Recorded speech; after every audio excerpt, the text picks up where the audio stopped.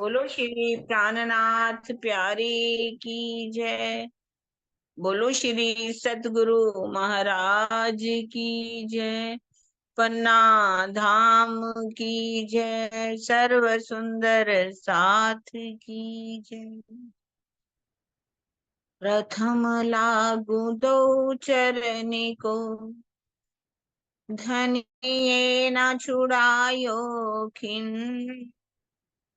लाख तली लालेड़िया, मेरे जीव के यही जीवन। इन पांव तले पड़ी रहूं, धनी नजरी खोलो बातन। पलना बालो निरखो नेत्रे, मेरे जीव के यही जीवन। मेरे जीव के यही जीवन। बोलो श्री प्राणनाथ प्यारी की।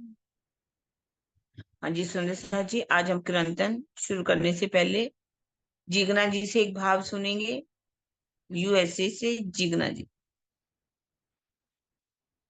जी जिगना को। हाँ जी। प्रणाम जी सुंदर साथ जी। प्रेम प्रणाम जी आप सबके चरण कमल में। आज मैं जो भाव लेने जा रही हूँ वो कीर्तन ग्रंथ है और प्रकरण नंबर 130। दौड़ीला।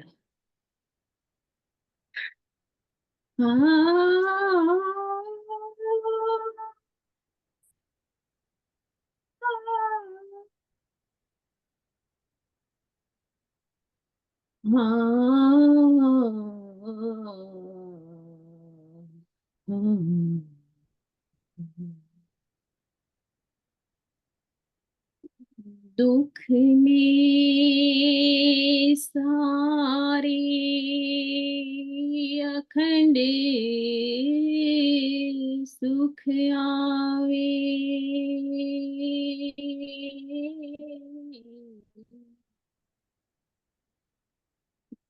दुख में सारे अखंड सुख आवे, अदखिल माहिया।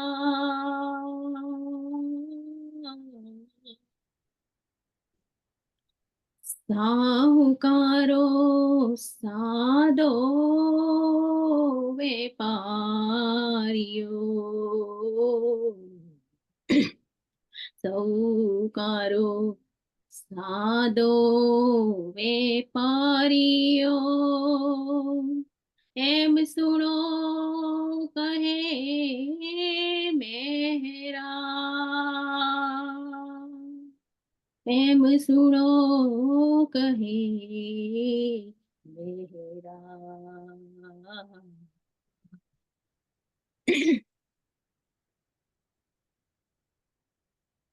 दौड़ीरा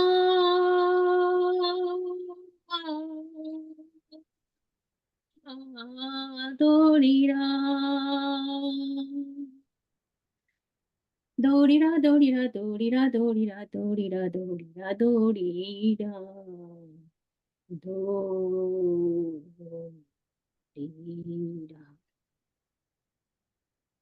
दौड़ीरा दौड़ीरा दौड़ीरा।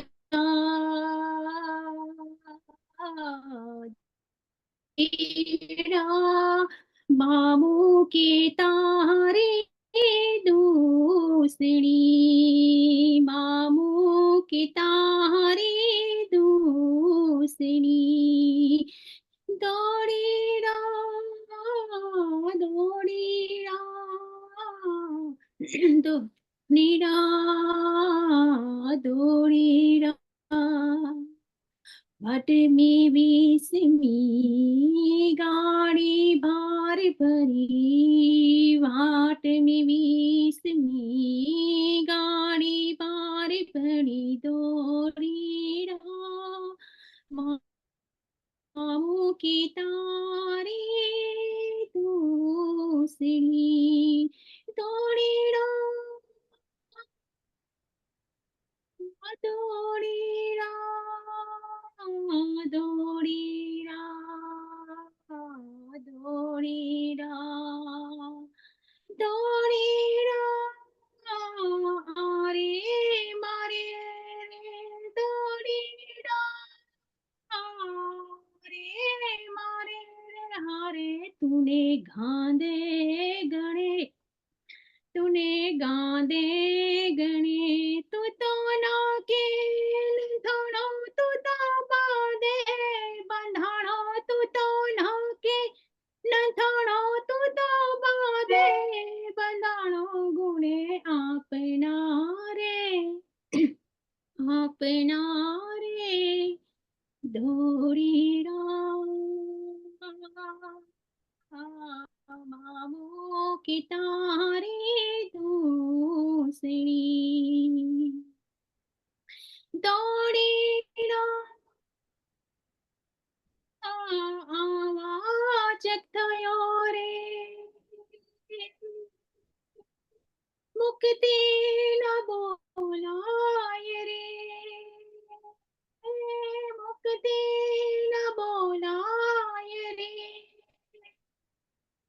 कलने वेयूरे तोरे युवटे जाने कलने वेरूरे तोरे युवटे उचाणे श्वास मा खाए रे श्वास मा खाए रे दौड़ीरा मामो के तारे दूसरी मामो के तारे दूसरी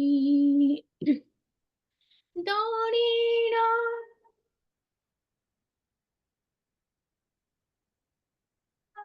दौड़ीरा दौड़ीरा દોડીરા દોડીરા ઘણું દેલું છે રે કીધા ભોગવે રે એ કીધા ભોગવે રે હે તારે કીધા છે ચાંદી રે તારે કાંદે છે ચાંદી રે दुखड़ा से है रे दुखड़ा से है रे ढोड़ीरा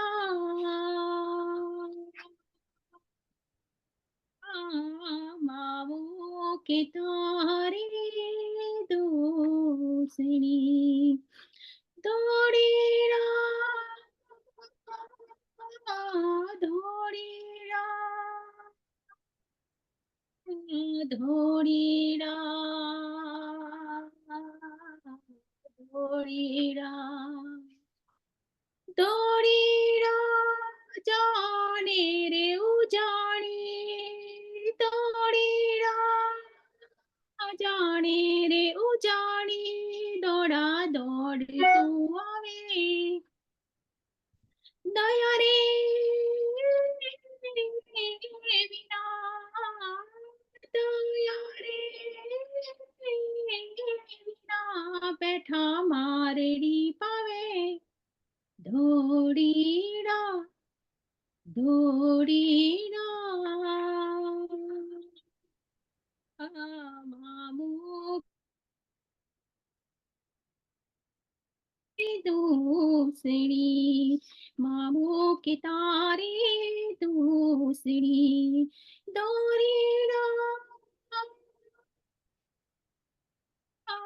वही रे छूटे रे दौड़ीरा वही ने छूटे रे कर्म अपना रे अपना रे मेरा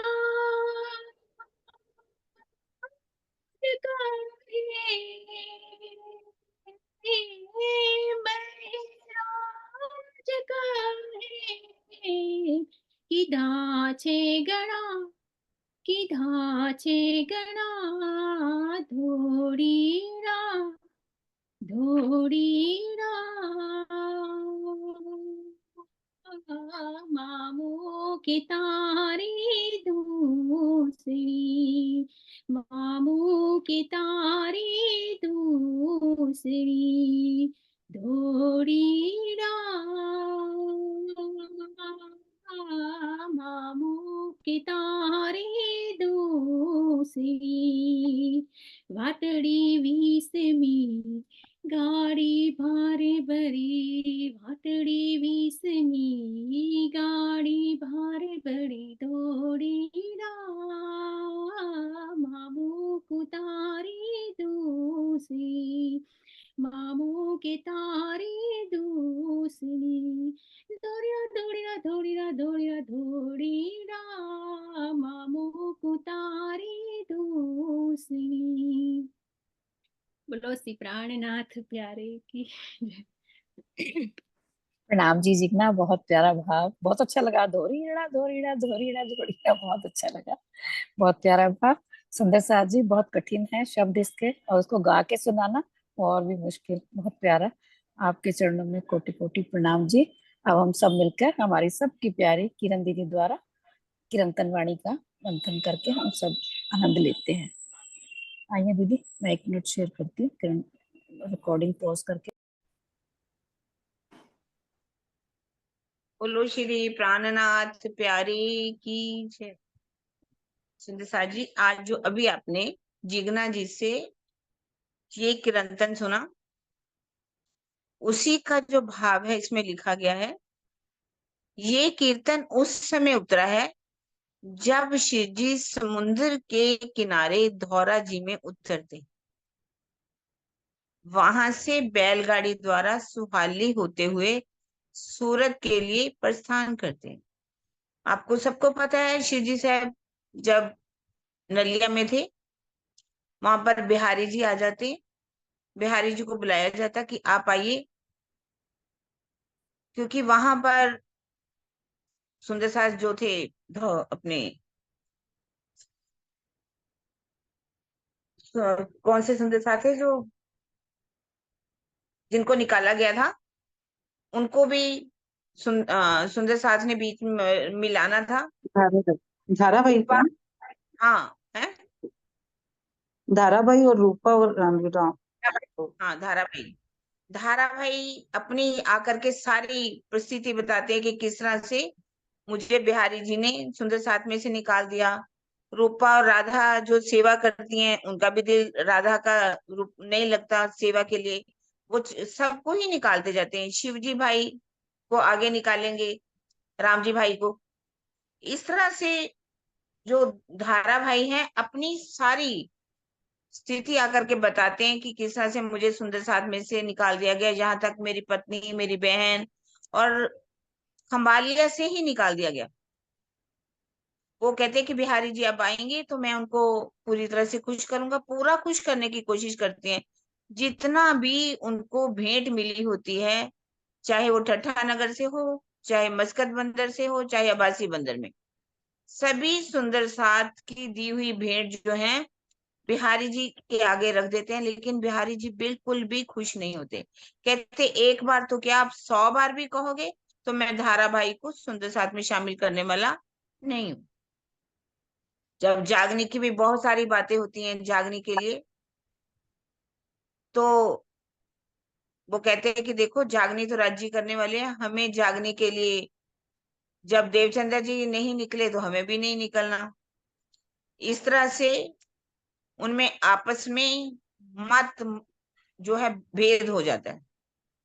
वो उनको वहीं से नलिया से बिठाया जाता है नाव पर, लेकिन पहली नाव पर चले जाते हैं बिहारी जी, उनके साथ जितने भी सुंदर साथ हरबंश जी ठाकुर और नाग जी इत्यादि जितने भी आए होते हैं सुंदर साथ, वो चले जाते हैं। और उसके बाद अगली नाव पर बैठना चाहते हैं शिव जी साहब। सुंदर साथ 8 सूरत के सुंदर साथ थे, बाईजूराज जी थी, रूपा थी, राधा थी, और तेजबाई बुढ़िया थी, और भी सुंदर साथ थे, काफी सुंदर साथ उनके साथ। नाव पर बैठ जाते हैं, लेकिन शिव जी साहब को छींक आ जाती है, जिस कारण से वो नाव पर नहीं बैठ सकते। और अब वो वहां से रेतीले मार्ग से किनारे किनारे, समुद्र के किनारे से स्वयं चलते हैं और पहुंच जाते हैं धौरा जी। इधर जब पहली नाव से बिहारी जी जाते हैं, वो जाकर के खंबालिया के राजा को कह देते हैं कि अगली नाव से मेरा जी आ रहे हैं, क्योंकि वो दुश्मनी रखता था पहले से ही। नौतनपुरी के अंदर ही पहले क्योंकि नौकरी जो थी उनको मिलनी थी, लेकिन मेराजी उसमें नौकरी में रखे जाते हैं, जिस कारण से दुश्मनी थी। उन्होंने कहा कि आपका दुश्मन यहाँ से निकल रहा है, आप उनको पकड़ लेना और मरवा देना। क्योंकि वहां उन्होंने चर्चा सुनी उनकी, इतनी भारी, इतनी नूरमयी चर्चा, नूर चर्चा देख के भाई बिहारी जी को शक आ जाता है कि इनकी इतनी गरिमामयी चर्चा है, तो मेरी चर्चा कौन सुनेगा, तो मुझे इनको मरवा देना चाहिए, पहले ही मन में ले लेते हैं। और जैसे ही खंबालिया में नाव निकलती, सारी शिकायत करके निकल जाते हैं, और अब नाव पे राज्य बैठने ही नहीं देते। राज्य को मालूम था कि आगे क्या क्या होने वाला है। अब वो रतीले मार्ग से धौरा जी पहुंचते हैं, इधर सुंदर साथ पकड़े जाते हैं, उनसे पूरी तरह से पूछा जाता है, उनसे क्या कहते हैं खिचड़ी इत्यादि बनवाई जाती, क्योंकि उसमें जात पात की प्रथा बहुत थी। पर सुंदर साथ जो थे वो खुश हो जाते हैं, वो कहते हैं ये तो हमारी बहन है और इसका नाम भी तेज कुबरी है, और अपने हम भांजे की शादी का देने गए थे, भात देने देकर के अपनी बहन को विदा करके ले जा रहे हैं। वो खिचड़ी, क्योंकि वो ब्राह्मण सुंदर साथ थे सूरत के, और बाईजूराज जी जो थी वो क्षत्रिय जाति की थी। क्षत्रिय जाति के भी हाथों का उस समय ब्राह्मण लोग भोजन नहीं करते थे। उन्होंने खिचड़ी बनाई, कच्चा भोजन कहा जाता है जिसको, कच्चा भोजन पक्का भोजन। कच्चा भोजन तो बिल्कुल भी नहीं ब्राह्मण लोग खाते थे। तब उन्होंने जब भोजन बना करके खिलाया, वो वहां से छूट जाते हैं और सभी अगली नाव पर बैठ के धौरा जी पहुंच जाते हैं। धौरा जी जब वहां पर पहुंचे हैं तो प्रेम जी और थावर भाई बैलगाड़ी लेकर के आ जाते हैं, क्योंकि वहां से धौरा जी से सुहाली होते सूरत पहुंचना था। शिव जी उसको भी उस पर बिठा देते हैं, बहुत से सुंदर साथ उस पर बैठ जाते हैं। रेतीला मार्ग होने के कारण गाड़ी के जो पहिए हैं वो क्या है, रेत में धस जाते हैं, ऊपर करो, रेत में धस जाते हैं। फिर भी जो गाड़ीवान है बैल को आरे चुभोता है। रेतीला मार्ग हो, कीचड़ भरा रास्ता हो, जो पहिए है वो तो फंसेंगे ही फंसेंगे, और गाड़ीवान जो है बैल को इतनी जोर जोर से आरे चुभोता है, जिस कारण से वो दर्द जो है मेराजी के धाम हृदय से कीर्तन फूट पड़ता है, जिसका भाव जो है मर्म स्पर्शी है, एक हृदय विदारक है, हृदय को चुभने वाला है। कौन सा ये प्रकरण है जो वहां पर उतरता है, धोरेड़ा माँ मुके तारी धूसरी, वाटड़ी विस्मी गाड़ी भार भरी, धोरेड़ा माँ मुके तारी धूसरी। धोरेड़ा माँ मुके तारी धूसरी, आगे है, ऊपर करो।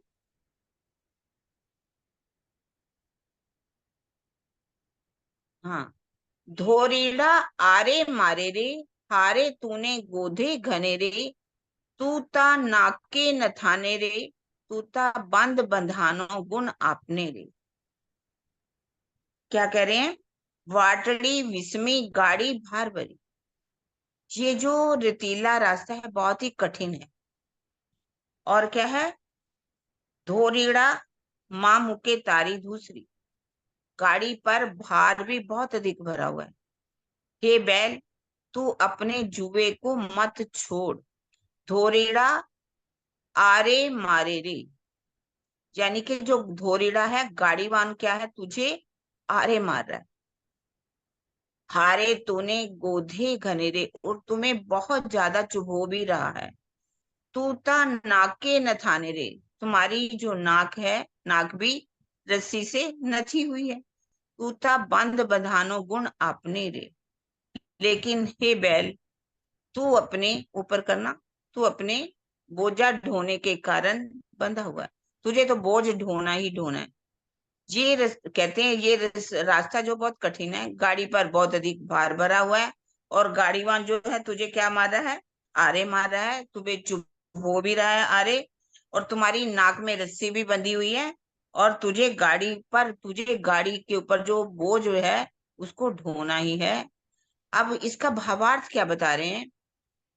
श्री महाराज जी कहते हैं कि हे मेरे जीव, अपने जीव को संबोधन करते हुए कह रहे हैं कि जो धर्म का रास्ता बहुत कठिन होता, सबको परम धाम की राह पर ले चलने की जिम्मेवारी भी तुझे दी गई, क्योंकि परम धाम सुंदर साथ को ले जाना है। पहले ही कह दिया गया कि सारी इंद्रावती ये शोभा तुम्हें मिली है, सारे सब सुंदर साथ को परम धाम लेकर के चलना है, उसे छोड़ना भी नहीं है। इस रास्ते पर चलते हुए गादीपति बिहारी जी महाराज तुम्हें कदम कदम पर कष्ट देंगे, दे रहे हैं, क्योंकि वे धर्म की ओट में अत्याचार ही करते हैं, और तुम सदगुरु के दिए हुए वचनों के कारण तुम कुछ बोल भी नहीं सकते, प्रतिरोध भी नहीं कर सकते, चाहे कितना भी कष्ट क्यों ना हो। तुम तो सुंदर साथ को धाम की राह पर ले चलने के उत्तरदायित्व से बंधे हुए। क्या कह रहे हैं? धर्म का रास्ता बहुत कठिन है, और तुम्हें क्या मिली है? तुम्हें सुंदर साथ को परम धाम ले जाने की जिम्मेवारी मिली है। गादीपति जो बिहारी जी गादी पर बैठे हुए हैं, और रास्ते पर तुम्हें क्या कदम कदम पर कष्ट दे रहे हैं, और जिन तुम पर अत्याचार भी कर रहे हैं, पर तुम क्या है वचनों से, क्योंकि तुमने देवचंद्र जी ने तुम्हें ये सेवा सौंपी है कि तुझे जागने का कार्य करना है, तुम उसका प्रतिरोध भी नहीं कर सकते, चाहे कितने भी कष्ट क्यों ना हो। सुंदर साथ को तुमने परम धाम ले जाने की राह पर चलाना है, और उनके उत्तरदायित्व से तुम बंधे हुए। समझ आ रही है ना सुंदर साथ जी?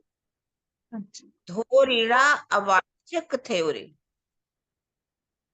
मुख थी ना बुलाए रे, कल ने वेलू रे थोरी, उवट ऊंचाने स्वासमा खाए रे। धोरीड़ा अवाचक थे रे, ये बैल तू तो गूंगा है। अवाचक मैंने गूंगा, ना बोल सकने वाला, अपने मुख से कुछ भी बोल नहीं सकता, मुख थी ना बुलाए रे, मुख से नहीं बोल सकता। कल ने वेलू रे थोरी, मार्ग में क्या है? कीचड़ है और रेत है।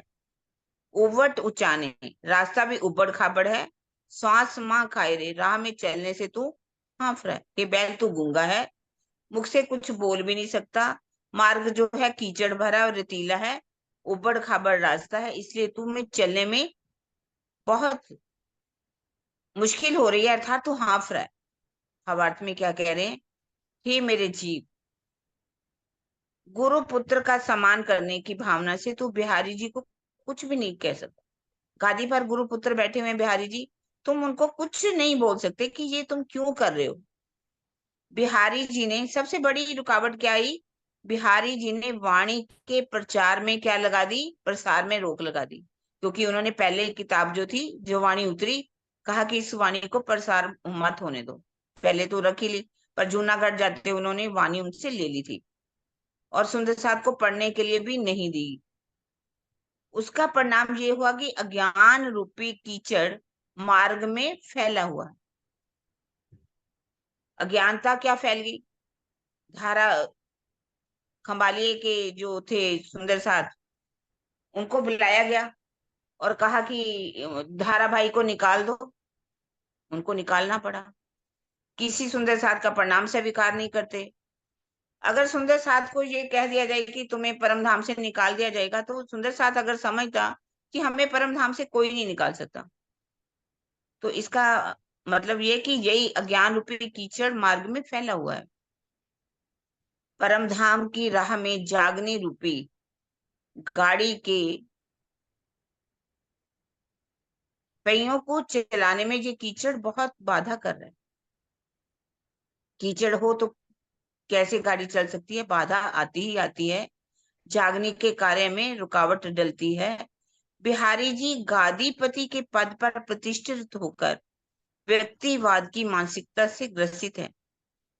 सुंदर साथ के संघात्मक रूप से उन्हें कुछ लेना देना नहीं है। सुंदर साथ कैसे जागेगा? उनको कुछ लेना देना नहीं है।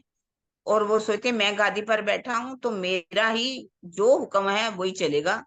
उस व्यक्तिवाद की आंधी ने राह में बहुत अधिक रेत रूपी संकीर्णता डाल दी है, जो गाड़ी के पहियों को चलने नहीं दे रही। जैसे कि उन्होंने क्या कह दिया, धारा भाई को निकाल दीजिए, तो उनका निष्कासन कर दिया गया। शिवजी भाई और राम जी भाई प्रणाम करने जाएंगे, तो राम जी भाई का प्रणाम स्वीकार नहीं किया। अब फूलबाई का भी देह त्याग करवा दिया। फूलबाई को देह त्याग करना पड़ा जबरदस्ती। जब वो फूलबाई, उन्होंने कहा कि आप फूलबाई को अपना लो, जब मुझे अपना लो, तो उन्होंने फूलबाई का त्याग कर दिया, जिसके कारण से उसको देह त्याग करना पड़ा। खंबालिये के राजा को उकसाने आदि घटनाओं ने परिस्थिति को इतना विषम बना दिया कि पूरा मार्ग ही उबड़ खाबड़ हो गया है।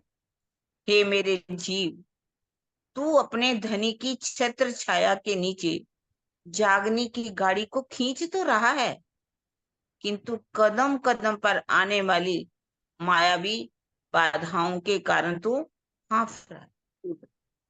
धनी की मेहर है, फिर भी तुम इस गाड़ी को चला रहे हो, लेकिन कितनी रुकावटें आ रही हैं, पर तुम गाड़ी को खींच रहे हो। अब कह रहे, धोरीड़ा घनो दुहेले छेरे, कीधा भोगवे रे, तारे कांधे चांदी रे, दुखड़ा सहे रे, धोरीड़ा घनु दुहेले धेलू छेरे। क्या कह रहे हैं, ये बैल जी मार्ग बड़ा कठिन है, तू अपने कीधा भोगवे रे, तो अपने किए का फल भोग रहा है। पहले बैल को कह रहे हैं, जीव को, जीव रूपी बैल को, पर जुए के दबाव से तुम्हारे कंधे पर गड्ढा यानी कि ठेला सूजन पड़ गया है, जिसके कारण गाड़ी खींचने में तुम्हें बहुत अधिक दर्द हो रहा है। ऊपर से आरे मारे जा रहे हैं, गाड़ी खींचने में दर्द तो होगा ही होगा। क्या कह रहे हैं, ये मेरे जीव, भावार्थ में, इस मायावी संसार में परम धाम की राह पर चलना बहुत कठिन है। क्यों? तूने अपने पूर्व जन्म में ये कामना की थी कि अक्षाती तुम्हारे तन से लीला करे, क्योंकि मरु का जीव था। मरु ने कहीं वहां हिमालय में जाकर के तप किया था, और तब क्या मांगा था कि अक्षाती जब इस संसार में आए तो मेरे तन से लीला करें। तो अब कह रहे हैं कि तुमने कामना की थी अक्षाती तुम्हारे तन से लीला करें। अब जागने के लिए धनी ने जब तुम्हारे तन को चुन लिया है, तो इस कार्य में आने वाली सभी कठिनाइयों को तुम्हें सहन करना ही होगा, सहना होगा। इसके अतिरिक्त अन्य कोई भी रास्ता नहीं है। जागनी कार्य में आने वाली कठिनाइयों तथा बिहारी जी के दुर्व्यवहार के कारण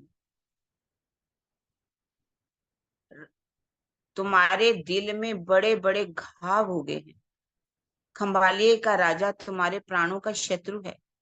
ये जानकर बिहारी जी ने राजा को इस भावना से उकसाया था कि वह तुम्हें पकड़कर मार डाले। गुरुपुत्र की इस दुर्भावना के कारण तू ब्रह्माहित है, फिर भी जागने की गाड़ी को तो तुझे खींचना ही। जागने का कार्य आसान नहीं है सुंदर साहब जी, बहुत बातें सुननी पड़ती। धोरीड़ा जाए रे उजानी, द्रोड़ा द्रोड़ तू करे, दया ने बिना रे बैठा मारड़ी पढ़ावे। हे बैल, उजानी जाने तू भूखा है, फिर भी मंजिल तक पहुंचने के लिए दौड़ दौड़ कर चल रहा है। इतना होने पर भी गाड़ीवान निर्दयी है, वह तुझे बारंबार मारता जा रहा है। हे मेरे जीव, भावार्थ कह रहे हैं, सामान्यतः सुंदर साथ की श्रद्धा किस पर होती है? गादी पर होती है। गादी पर जो बैठता है, जो भी बात कहते हैं, सुंदर साथ आंख मीच कर उसको मानते हैं। गादी पर बैठने वाले को वह अपना, आगे सरोज, हाँ, क्या करते हैं? सर्वस्व मानने की भूल करते हैं, सब कुछ मान लेते हैं। सुंदर साथ की इस कमजोरी को देखते हुए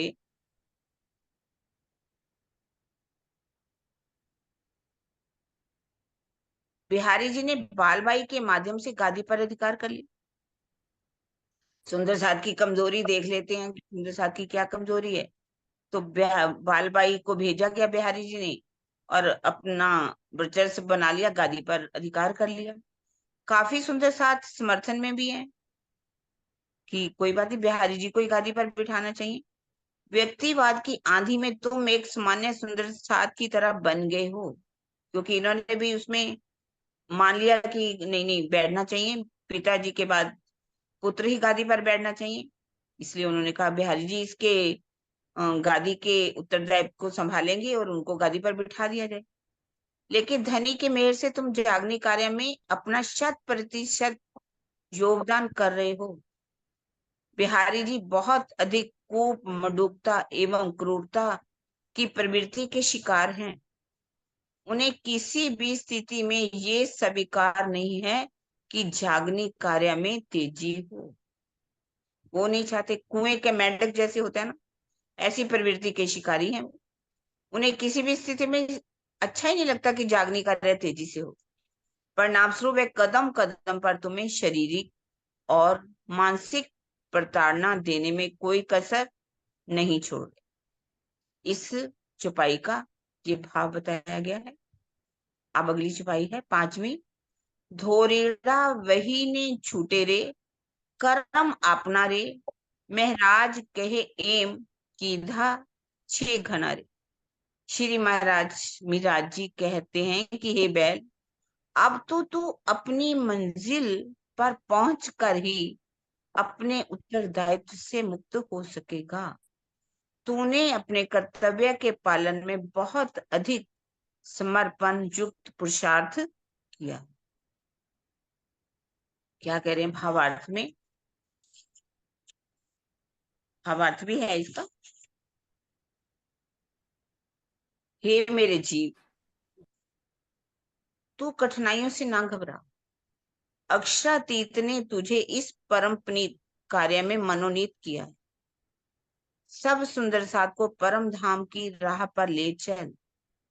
इस कार्य में यदि आपत्तियों के पहाड़ भी आ जाएं, तो भी तुझे चिंता करने की कोई आवश्यकता नहीं है। जिस तरह तूने अब तक अपना कर्तव्य निभाया है, उसी तरह आगे बढ़ता चल। जागनी कार्य की वृद्धि ही धनी के प्रति तुम्हारे सर्वसमर्पण और त्याग की कहानी कहेगी। जागनी कार्य तभी हो सकता है यदि तुम्हें जितने भी कष्ट क्यों ना आए रास्ते में, उनको सहन, तभी उत्तरदायित्व का निभा सकते हैं ना। कितनी कठिनाइयां आई सुंदर साथ जी, उन्होंने जागने के जुए को छोड़ा नहीं। जैसे कि गाड़ीवान जो है, गाड़ी जो बैल है, वो अपना काम करता जा रहा है। इस तरह से ये अपने जीव को कह रहे हैं, संबोधित करते हो कि जागने कार्य में तुम्हें पीछे नहीं होना। सुंदर साथ जी सिपाही में कुछ कमी तो नहीं, कुछ ऐसा हो जो समझ ना आई? जी आपके होते कमी हो सकती है क्या? नहीं ठीक है। सब समझ आ गए। हाँ अगला प्रकरण ले लो, प्रकरण पूरा हो गया। राग श्री बेराड़ी। हाँ जी, कोई हाथ खड़ा है? अच्छा सैमसंग का। हाँ जी अनम्यूट करो। नहीं जी दीदी, दीदी जैसे अभी आपने बताया ना इंदिरावती ये मेराज ठाकुर ने जो तपस्या करी, ये देवापी और जो मरु के जो आए थे उन्होंने उनके लिए आएगा ना यहाँ पर? हाँ जी, देवापी और मरु ने पहले ही जो तपस्या करी थी। तप किया था ना। हाँ हाँ हाँ ये तो शंतनु के भाई थे। वही जीव देवापी का बन के आया हाँ, है ना। और वही मरु वही। का इक्ष्वाकु वंश का अभी जो बाद राजा, में बात करती हूँ। इक्ष्वाकु वंश का राजा था मरु, उसने भी हाँ तप जी किया था।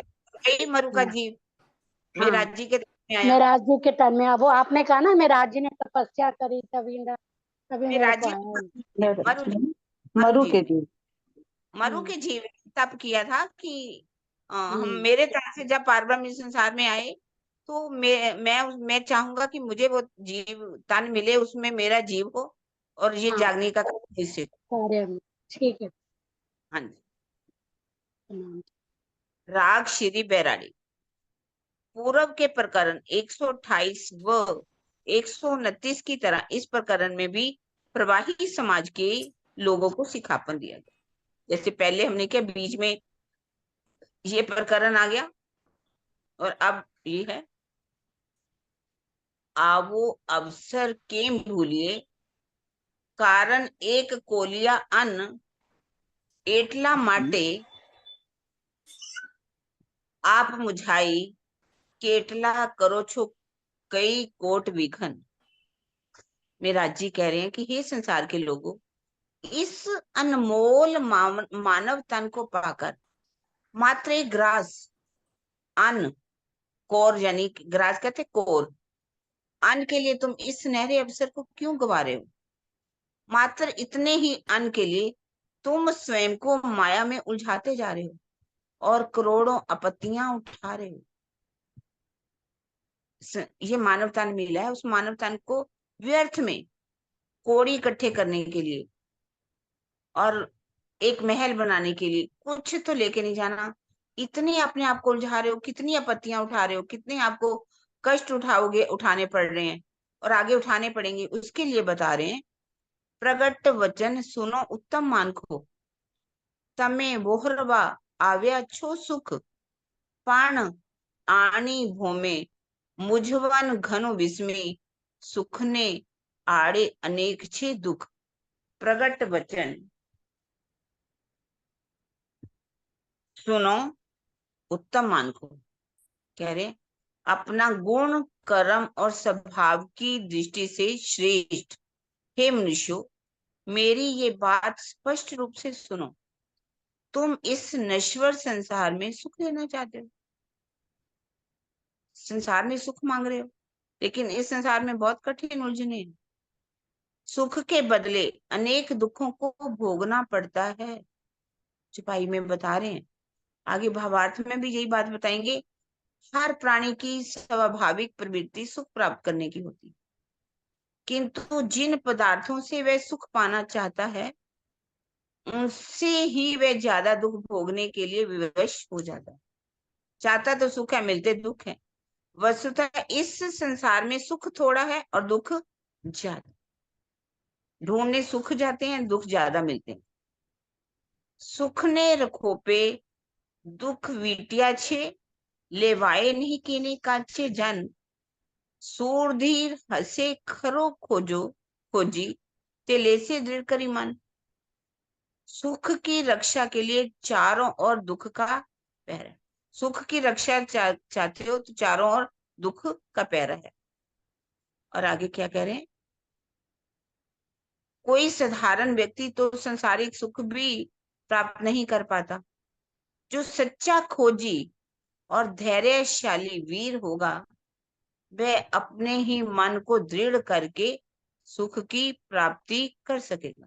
साधारण व्यक्ति चाहेगा कि सुख लेना चाहे तो सुख नहीं मिलेगा उसको, और इसके लिए खोजी करने वाले जितने भी हैं, खोज करने वाले ही सुखों की प्राप्ति कर सकते हैं। संसारिक सुखों को सुख नहीं मानना चाहिए। जब तक आपके अंदर धार्मिक और आध्यात्मिक सुख ना आप ढूंढोगे तब तक आप सुखी कभी नहीं हो सकते। एकी गमा सुख बैकुंठ गरजे, बीजिए दुख गरजे जमपुर, ए बने माही थी एक लई वलसो, रखे भूलता तमे आ अवसर। इस संसार में एक और जहां बैकुंठ में सुखों की बाहुल्यता है, बैकुंठ में बहुत सुख है, दूसरी ओर जमपुरी में क्या है, दुख ही दुख है। इन दोनों में से तुम्हें किसी एक को चुनना है, इसलिए तुम इस स्वर्णिम अवसर को व्यर्थ में नहीं गवाना। तुम्हें ये स्वर्ण अवसर मिला है, इसको संसारिक सुखों के लिए व्यर्थ में नहीं जाने देना। 14 लोग इच्छे आवेला, जोग वाई तमे पाम्या छो जे, एहनस कष्ट करे कई देवता, तोहे न आवे अवसर ए। तुम्हें ये मानव तन मिला है, इसकी इच्छा तो प्राप्ति के लिए 14 लोग के सभी प्राणी करते। इस मानव तन की प्राप्ति के लिए बहुत से देवता दिन रात कष्ट साध्य तप करते हैं। फिर भी उन्हें मानव तन की प्राप्ति नहीं होती। जैसे कि रामायण में भी लिखा है, बड़े भाग मानव तन पावा, सुर दुर्लभ सब ग्रंथन। बड़े भाग से तुम्हें मानव तन की प्राप्ति हुई है। सुर, सुर मैंने देवता, सुर दुर्लभ सब ग्रंथन का, सब ग्रंथ कह रहे हैं कि ये देवताओं को भी बड़ी मुश्किल से मिलता है मानव तन। कह रहे हैं कि भावार्थ में, यद्यपि वैकुंठ, स्वर्ग में जन्म मृत्यु और बुढ़ापे का कष्ट नहीं है। वैकुंठ में हो या स्वर्ग में, ना जन्म होती है, ना मृत्यु होती है, ना बुढ़ापा, कोई कष्ट नहीं है। किंतु आवागमन का चक्कर तो वहां भी है। स्वर्ग से नरक में आना ही पड़ता है, फिर मानव तन की प्राप्ति होती है।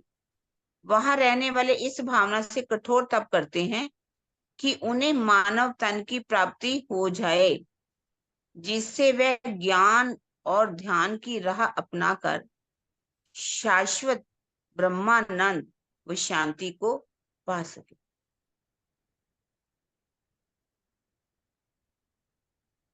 थोड़ा बड़ा करिए, थोड़ा सा बड़ा।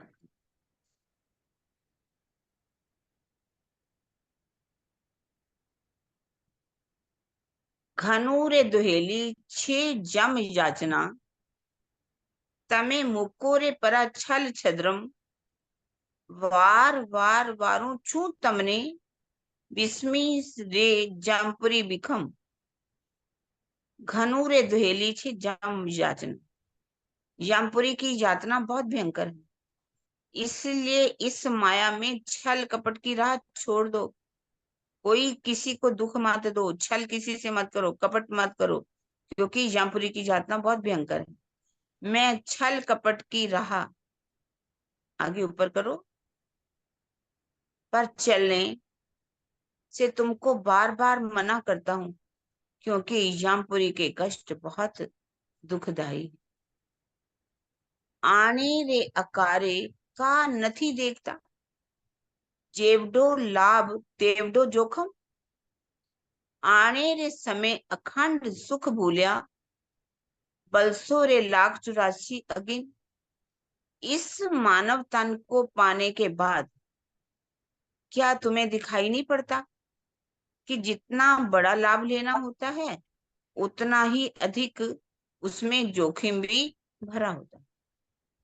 इस समय यदि तुमने अखंड सुख को पाने का अवसर गवा दिया, तो नरक रूपी 84 लाख योनियों की दुखमयी अग्नि में जलना पड़ेगा।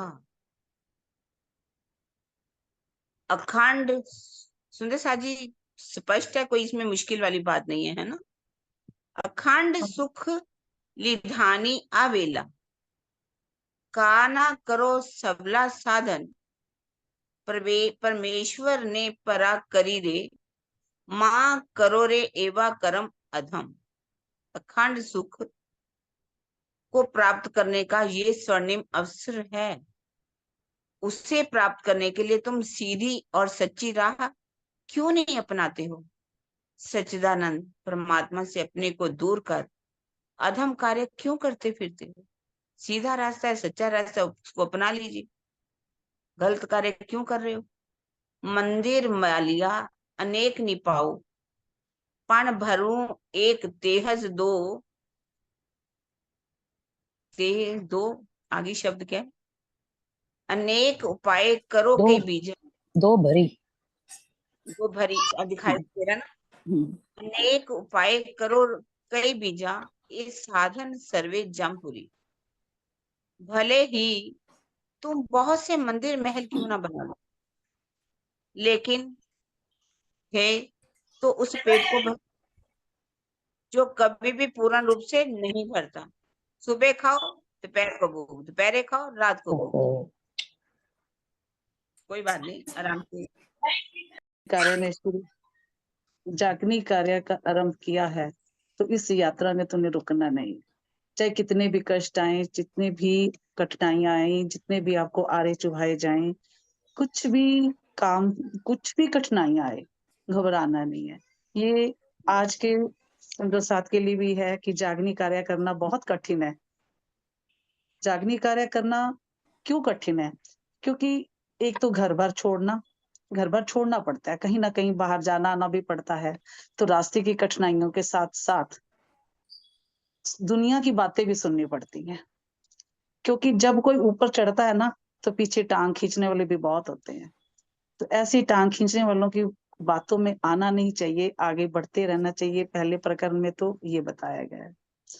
अब जो दूसरा प्रकरण हम पढ़ रहे हैं, इस प्रकरण में, हाँ जी दीदी आप ले लो, कोई बात नहीं, आगे छुपाई तो। नहीं, अभी 10वीं निकालिए। अभी बोलो बोलो, थोड़ा सा इनका भाव बता दीजिए, कोई बात। हाँ जी ठीक है दीदी।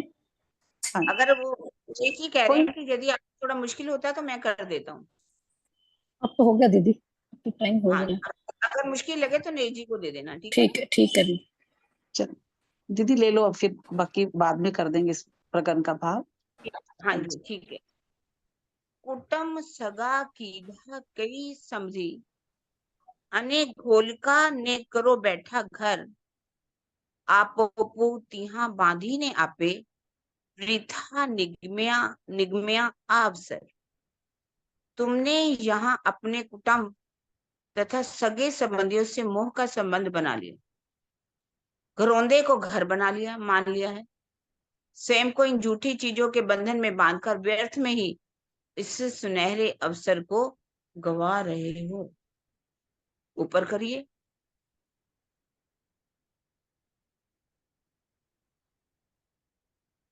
क्या करें?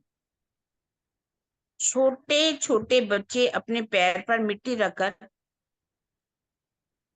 गुफा, है ना, मिट्टी रखकर गुफा जैसी आकृति का घर बनाते हैं। छोटे छोटे बच्चे कैसे देखा है अपने समुद्र के किनारे हो, जहां मिट्टी है, अपने अपने छोटे छोटे घर बना लेते हैं, गुफा जैसी आकृति का घर बनाते हैं, उसे ही घरौंदा कहते हैं।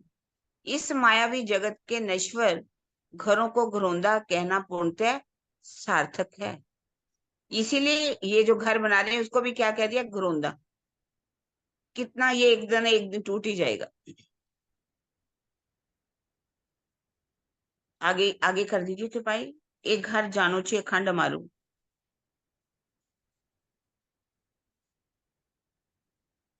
बोलिए दीदी।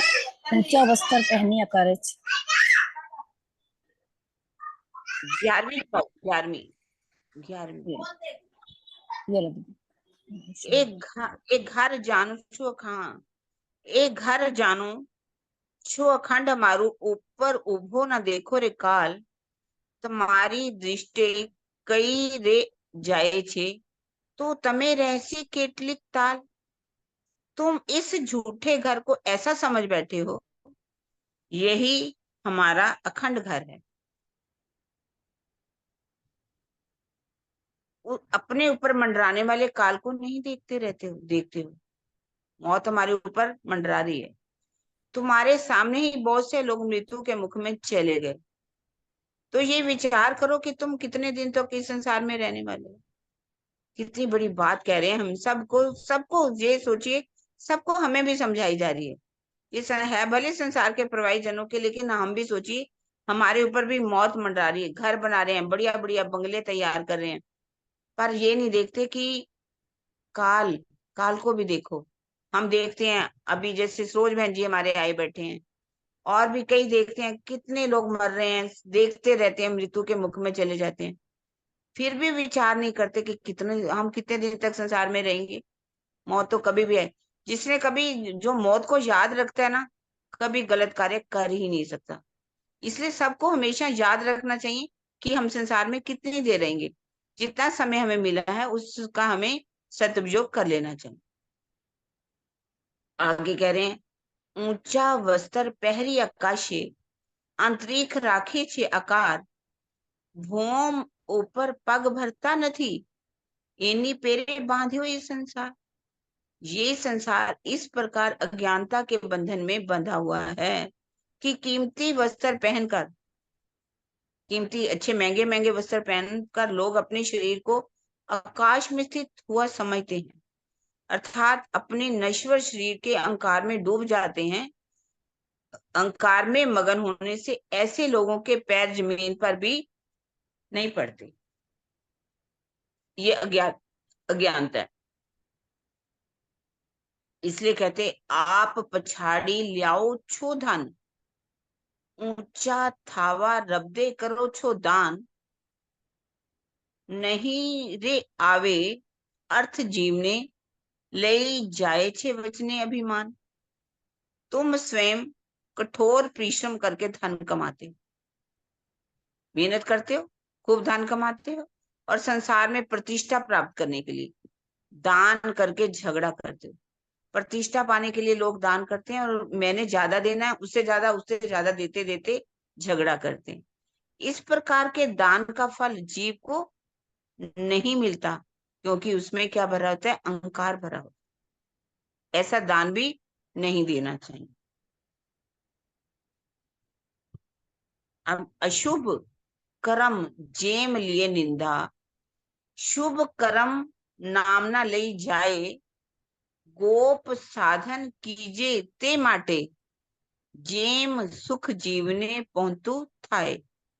जिस प्रकार किसी की निंदा करने से उसके बुरे कर्मों का फल समाप्त हो जाता है, उसी प्रकार प्रशंसा करने से शुभ कर्मों का फल भी समाप्त हो जाता है। इसलिए दान आदि पुण्य के साधनों को हमेशा गोपनीय रूप से ही करना चाहिए, जिससे जीव को सुख प्राप्त हो। किसी की निंदा करनी ना कर, अगर आप किसी की निंदा करते हो तो उसके जो बुरे कर्म है वो समाप्त हो जाते हैं। इसी प्रकार यदि किसी की प्रशंसा बहुत की जाए अच्छे कर्मों की, तो उसके शुभ कर्म भी समाप्त हो जाते हैं। इसलिए दान जो देना चाहिए हमेशा गोपनीय करना चाहिए, जिससे जीव को सुख प्राप्त। इतनी बड़ी बात दीदी इसमें कही है ना, दीदी ये उसी यहाँ प्रकार पे प्रशंसा करने वालों के भी शुभ कर्मों नहीं का नहीं भी समाप्त हो दीदी, जाता है।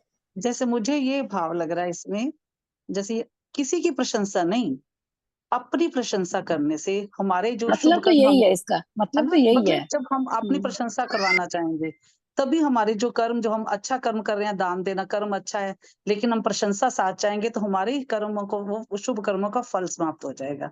किसी की प्रशंसा करने से शुभ कर्म नहीं हो, मुझे तो ऐसे लग रहा है, पता नहीं शायद गलत हूं मैं। नहीं, यही आप यही मतलब है।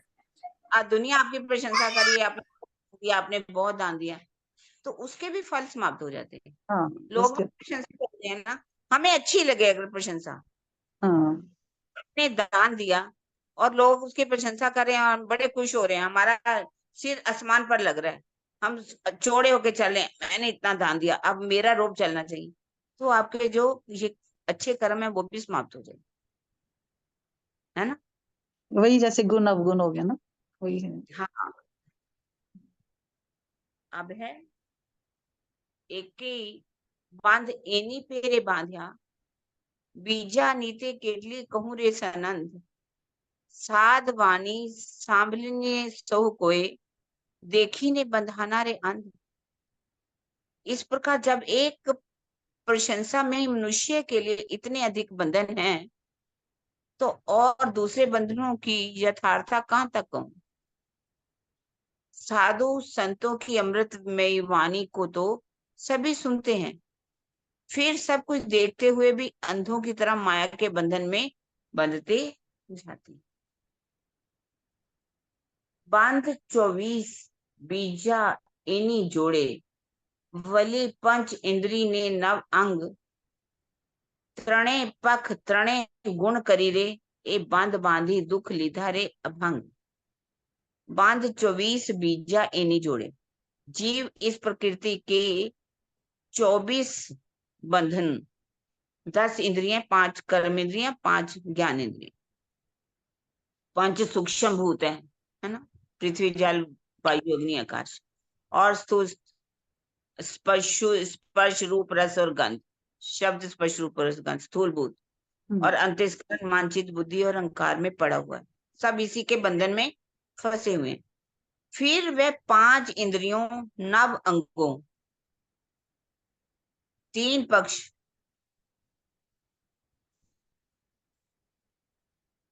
3 पक्ष के बाद तो गुणों के पीछे था, बंधन, हाँ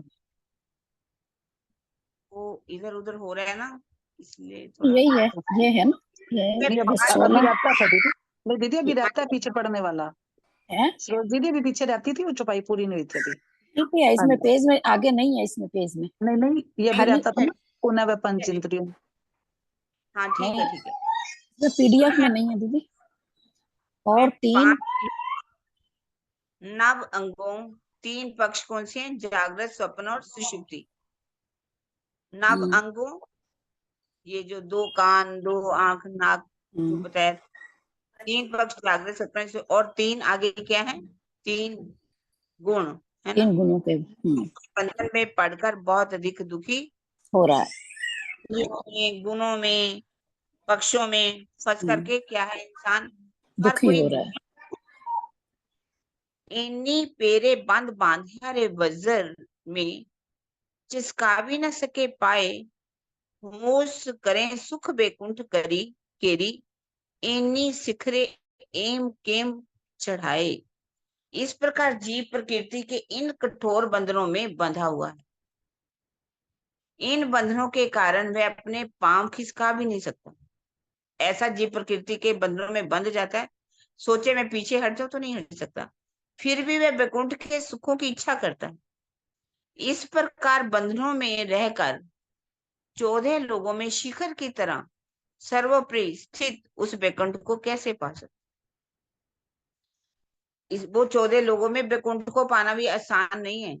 जो सबसे ऊपर माना गया है, सत सुख जिसे कहा गया है, सतलोक, उसको भी नहीं पाया जा सकता, क्योंकि वो बंधनों, प्रकृति के बंधनों में फंसा हुआ, अपने गुण, अंग, इंद्रियां सबके बंधनों में फंस करके पांव नहीं हटा सकता पीछे। इच्छा करता है वैकुंठ की और उसमें वो पहुंच नहीं सकता। जे बंध बांधिया जोईरे चरण सो, ते बंध बांधिया ले पंपाल, अखंड सुख आवे केम तेने, जेरे पड़े जई जमनी जाल। जिस अंतःकरण और इंद्रियों को परमात्मा के चरणों में बांधना चाहिए था, वह उस झूठे जगत के बंधन में फंस गए। उस व्यक्ति को अखंड सुख की प्राप्ति कैसे हो सकती है जो यमराज के जाल में फंसा हुआ है? जानी ने पड़या जम जाले, आ देखो छो माया नो बंद फंद, जे कारण तमे आप बंधावो, तेसो नथी रे तुम्हारो संबंध। तुम प्रत्यक्ष रूप से देखते हो कि वह माया का फंदा है, फिर भी जानबूझकर यमराज के जाल में फंसते हो। जिन सगे संबंधियों और कुटुंब वालों के लिए तुम अपने को माया के बंधनों में फंसाते हो, उनसे तुम्हारा कोई भी सच्चा संबंध नहीं है। फंसते, सोचते हैं ये हमारे रिश्तेदार हैं, ये बंधनों में फंसते चले जाते हैं। पूर्व जन्म के संस्कारों के आधार पर ही पारिवारिक संबंध बनते हैं। इन संबंधों को शाश्वत मानकर रिश्तेदारी को सच्चा मानते हैं। सच्चिदानंद पारब्रह्म के प्रेम से विमुख हो जाना, स्वयं को 84 लाख योनियों में भटकाना है। विवेकवान पुरुष परिवार में वैसे ही रहता है जैसे किसी धर्मशाला में रात गुजारी जाए। अगर समझदार इंसान होगा तो वह परिवार में ऐसे रहेगा जैसे कि किसी धर्मशाला में रहा जाता है, रात गुजारनी है। हम भी यहाँ पर आए तो रात गुजारने, अपना घर बना करके बैठ गए। कह रहे ऐसा नहीं करना चाहिए। उत्तम जन्म एवो पामी रे मानखो, कारे पड़ो पशुना जेम पास, बीजा पशु सौवे सौवे बंधावे, पन केसरी केमरे बंधावे रे आप। हे मनुष्य, तुम इतना उत्तम मानव तन पाकर यमराज की मृत्यु रूपी रस्सी पाश से पशुओं की तरह क्यों बंध रहे हो? अर्थात जन्म मरण के चक्कर में क्यों पड़ते हो? दूसरे सामान्य पशु तो रस्सियों में बंध जाया करते हैं, किंतु केशरी सिंह जानबूझकर स्वयं रस्सी से नहीं बंधता। जो शेर है कभी भी नहीं बंधता। शेर कहा है, इस चुपाई में ज्ञान दृष्टि से जागृत होने वाले जीव की तुलना उस केसरी सिंह से की गई है जो कभी भी रस्सी से नहीं बंध सकता। सम्यक ज्ञान अगर हो, प्रेम, लक्षणा, भक्ति, विवेक, वैराग्य से सुशोभित जीव को कभी भी यमराज के पास से नहीं पाश यानी कि पसी से नहीं बांधा। वो विवेकवान जीव के लिए ये कहा गया है, केसरी सिंह की तुलना की गई। सूर्य बल केसरी नु तम आगल, तुम समान नथी बलवंत, छल करी क्षेत्रे छे तमने, रखे रे लेवाओ आने पर पंच। सूर्य बल केसरी नु तम आगल, तुम्हारे सामने केसरी सिंह की भी क्या शक्ति है, वह तुम्हारे समान बलवान नहीं है। इस माया ने छल करके तुमको ठग लिया है, इसलिए अब इसकी चाल में मत फंसो। जिसके पास बुद्धि है, विवेक होता है, वही यथार्थ में बलशाली माना जाता है। सिंह के पास मात्र शारीरिक शक्ति है, किंतु मनुष्य के पास ज्ञान है, विवेक, वैराग्य, श्रेष्ठ बुद्धि, श्रद्धा, समर्पण का बल है, जिसके सामने माया कुछ भी नहीं कर सकती। यही कारण है कि मनुष्य को सिंह की अपेक्षा अधिक शक्तिशाली माना गया। शेर भी तुम्हारे सामने, केसरी सिंह भी कुछ नहीं। आ देखी था बाजी मायानी, प्रगट पुकार करे 6 7, माहे रही आप अलगा था जो, जेमना छूटो ए बंद अघात। माया के इस लुभावने खेल को देखकर साधु संत प्रत्यक्ष रूप से सावधान करते हैं। तुम इसमें बाह्य रूप से रहते हुए भी आंतरिक रूप से अलग रहो, जिससे तुम्हारे माया के अथाह बंधनों से छुटकारा मिल सके। तो सर जी टाइम हो गया है, अगर आपको तो हम 7 छपाई कर सकते हैं, अगर कहो तो समाप्त करेंगे, कल करेंगे। हमारे पास 30 छपाई और रह गई, तो इससे 37 हो जाएगी। अगर आज की भी 7 8 छपाई रहेंगी, जैसे आप कहो तो हम कल करें। कल ले लेंगे टाइम दीदी, हाँ कल ले कल। लेंगे। ये वाली एक ले लो दीदी, 23 हाँ वाली। जी। वली वली आवेला नहीं आवे, वली वली ने सांभलो पुकार, बोध संघाते जागी पर्यानी, तमे लेजो रे सगलानो सार। बार बार इस प्रकार का उत्तम समय आने वाला नहीं आने वाला है, और ना कोई तुम्हें इस प्रकार बोल बोलकर समझाएगा। ज्ञान द्वारा प्रबोधित होने के पश्चात तुम सबके सत्य कथनों के सार तत्व को ग्रहण करो। कितना प्यार से समझाया जा रहा है। ये तो परवाइयों को भी समझाया जा रहा है, और सबको, हम सबको भी सिखापन है। सुंदर साथ जी ये ना सोचे कि हमें सिखापन नहीं है, हमें भी ये समय बहुत अनमोल मिला है। हमें, हम रिश्तेदारों में माया के बंधनों में कैसे फंसते हैं, उनसे छुटकारा दिलाने के लिए राजी ये प्रकरण सबको समझा रहे हैं। ठीक है ना। तो अब हम चौपाई को दोहरा देते हैं। वली वली आवेला नहीं आवे, वली वली ना सांभलो पुकार, बोध संघाते जागी पर्यानी, तमे लेजो रे सगलानो सार। तमे लेजो रे सगलानो सार। बोलो श्री प्राणनाथ प्यारी की जय।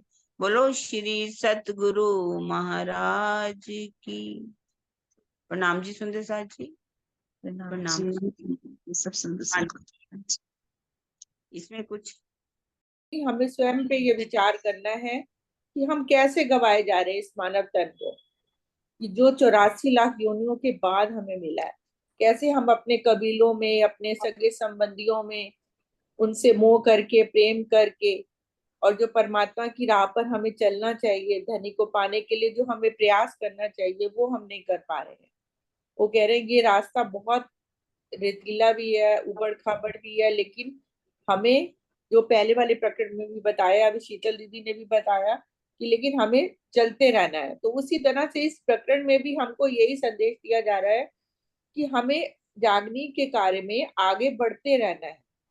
और क्योंकि ये मानव तन की सार्थकता ही तभी है कि देवी देवता भी इस मानव तन को पाने के लिए तपस्या कर रहे हैं, कठोर तपस्या कर रहे हैं, कि किसी भी तरह से जैसे यहाँ तक अगर हम कोई अच्छे कर्म करते हैं, कोई मनुष्य बहुत अच्छे कर्म करता है तो बैकुंठ तक पहुंच जाएगा, स्वर्ग तक पहुंच जाएगा, बैकुंठ तक पहुंच जाएगा। लेकिन वहां जाकर भी वो, वहां के देवी देवता भी ये तपस्या कर रहे हैं, तब करें किसी तरह से हमें मनुष्य तन मिले, ताकि मनुष्य तन ही मात्र, मनुष्य तन में ही हम आत्म जागृति करके और उस अखंड पार ब्रह्म की प्राप्ति कर सकते हैं, जो कि स्वर्ग में बैठे हुए देवी देवता को भी नहीं प्राप्त है।